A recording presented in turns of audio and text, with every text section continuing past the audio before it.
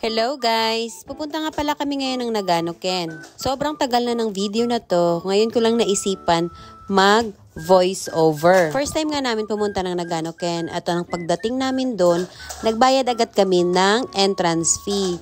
Bali yung mga adult is nasa 700 at yung mga bata naman ay nasa 400. Murang-mura na yan siya guys at pag gusto mo namang mag-uwi ng apple, bali per kilo naman yung singil nila. At yun nga, ini-explain sa amin nung may-ari kung hanggang saan lang kami pwede mamitas. At ito nga si Pia, tuwang-tuwa.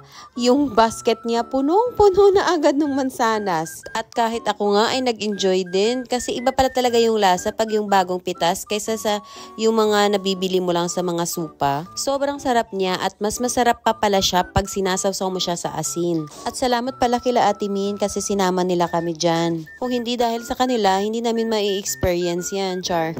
At dahil nandito lang din naman kami sa Nagano Ken at madadaanan din lang naman namin yung Gifu Ken, nag-decide kami na dumaan dito sa outlet para mag-window shopping. Hanggang dito na lang. Salamat sa panonood. Bye!